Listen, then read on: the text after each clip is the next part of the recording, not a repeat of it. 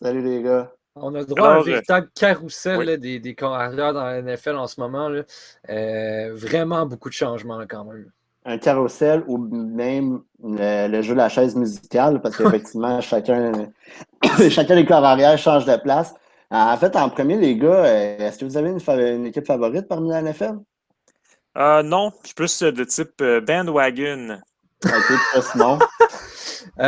Je vais soit en décevoir plusieurs, soit plusieurs vont être d'accord avec l'équipe que je supporte, mais moi, c'est les Patriots Denver pour moi. Bon, ben, tu sais à quel point qu'un corps arrière, c'est important. Moi, Oui, c'est les Bears de effectivement. Chicago, puis ils m'ont dit, j'aimerais bien ça d'avoir un corps arrière comme Matthew Stafford. Mais Mhm. malheureusement, c'est les Rams qui l'ont eu. Fait effectivement, il a été échangé pour Jared Goff, qui était le corps arrière des Rams les 4 dernières années. Puis je pense qu'il y avait vraiment un changement de scénario pour les deux, là. Matthew Stafford, ça faisait 12 ans qu'il était avec les Lions. Il a passé sa carrière là, c'est un premier choix overall. Comme Jared Goff aussi, lui, qui est par exemple en 2016. Mais, tu sais, Matthew Stafford, même qui est un peu plus âgé, il a quand même beaucoup à offrir. C'est qu'un gars qui a fait 5000 verges en 2011, qui a fait 4965 verges en 2012. Écoute, des saisons de 5000 verges, là, on n'entend pas souvent ça. Là, Non. c'est du niveau à la Patrick Mahomes. Là, donc, c'est quand même très impressionnant. L'année passée, il a fini cinquième dans la NFL avec 12 verges par passe complétée, ce qui est quand même pas mauvais. Puis, quelque chose qui est vraiment impressionnant de ce gars-là, c'est qu'il est le septième dans l'histoire dans les retours. Mon Dieu, comment je peux dire ça? Septième dans l'histoire de la NFL, dans les remontées, dans le quatrième quart. Donc, c'est quand même pas rien. C'est un gars qui est clutch, qui est capable d'être présent au bon moment, puis qui va être capable, selon moi, d'offrir ce que les Rams n'ont pas eu durant les 4 dernières années. Quelqu'un qui est un super bon passeur précis, qui a du bon leadership, puis qui est capable de mener ses troupes. Tu sais, Stafford l'a fait tout son temps là, Oui. à Détroit, c'était lui le grand leader. Oui, puis du côté des Rams également, on a donné plusieurs choix au repêchage, là, en plus de Jared Goff pour aller chercher Stafford. Donc, oui, on voit Stafford comme étant une amélioration, mais est-ce qu'on ne sacrifie pas un peu le futur pour avoir des victoires maintenant? On peut penser ça, oui, mais tu regardes les choix au repêchage, les choix de première ronde, excuse, au repêchage des Rams en dernières années, il n'y en a pas gros qui sont encore là. Todd Gurley est rendu avec les Falcons. Greg Robinson, je ne suis plus sûr qu'il est encore dans la NFL. Donc, en bout de ligne, ça ne fait pas nécessairement. Tu sais, je veux dire, oui, il y en a qui servent, mais les gars sont l'équipe des Rams ont été capables d'aller chercher des éléments importants dans les ronds vraiment supérieurs. Donc, oui, ils ont quand même une équipe compétitive déjà pour gagner. Avaient une des meilleures défensives l'année passée, comme j'ai dit avec Aaron Donald, qui a justement gagné le joueur défensif de l'année. Mais il devait vraiment avoir quelqu'un qui était capable d'être constant à l'attaque. Je veux dire, Jared Goff à Détroit, c'est pas rien quand même. Là, depuis sa rentrée en 2017, il est deuxième dans les victoires derrière Tom Brady. C'est quand même C'est impressionnant. Là, c'est je pas veux peu dire, là. dire, les gens vont dire, OK, il a été aidé par son équipe, par Sean McVay, blablabla, mais il faut quand même les gagner, ces games-là, je veux dire. Ben oui. Je veux Donc, dire, un c'est ça. grand joueur est souvent bien entouré aussi de toute manière, là. Donc on ne peut pas enlever cet argument-là là, Non, dans c'est ça. Puis ça ne veut l'équation. pas Là. dire aussi qu'un nouveau scénario ne va pas aussi être bénéfique pour lui. Tu sais, il n'a quand même jamais produit moins de 3800 verges à chaque saison par la passe. Il n'a jamais eu un taux de compétition, un taux de réussite de ses passes de moins 62%.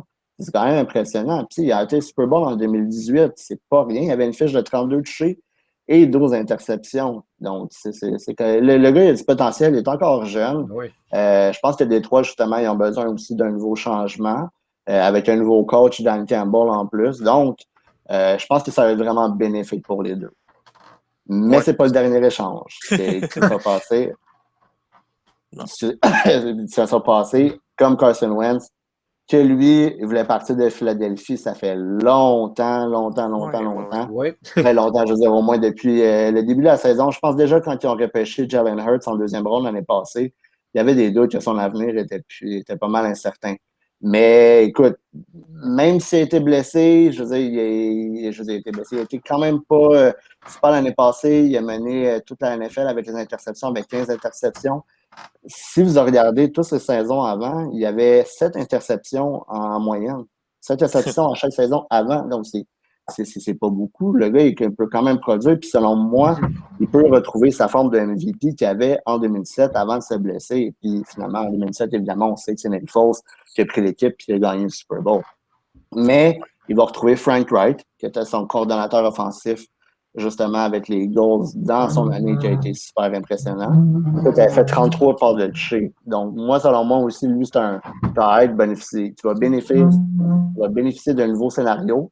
Puis je pense, selon moi aussi, qu'il va bien réussir parce que son équipe est bien entourée. Une très bonne ligne offensive.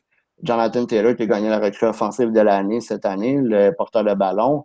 Puis ils ont une très bonne défensive aussi. Donc, ils ont une équipe prête pour le Super Bowl. Donc, il suffit juste de mettre un corps arrière qui peut peut-être justement être capable de connaître le système que Frank Wright justement a implanté avec les Eagles auparavant. Puis réussir par la suite à mener son équipe à la victoire. On va espérer, en tout cas, c'est un gars qui le mérite, selon moi. Là. Donc, t'es-tu en train de dire que c'est eux tes prochains favoris pour le Super Bowl? Là? Écoute, c'est peut-être, je dirais peut-être pas ça, mais on pourrait parler de Carson Wentz comme MVP l'année prochaine. OK. Wow! Je pense que c'est pas rien. Tu sais, je veux dire, c'est quelqu'un qui pourrait amener son équipe à un autre niveau. Comme je dis, si ça marche bien, si le scénario marche bien, tu sais, je pense que toutes les chances sont de son côté. Je veux dire, il y a des éléments. Écoute, c'est le premier corps arrière de l'histoire à faire plus de 4000 verges par la passe et il n'y a aucun receveur avec plus de 1000 verges. Quand même, là, je veux dire, dans ces 2 dernières années, là, il n'a pas été aidé là, par aucun de ses armes à l'attaque. Alshon Jeffrey, le receveur, a été blessé souvent. Deshaun Jackson, blessé souvent. Ils ont repêché Jalen Reagor, qui est correct cette année, mais juste après, c'est Justin Jefferson, le receveur des Vikings, qui lui a fait, je pense, plus que 1400 verges, je ne me trompe pas, par la passe. Ça, c'est ridicule. Ils n'ont vraiment pas été chanceux à ce niveau-là. Puis au niveau des blessures à la ligne offensive.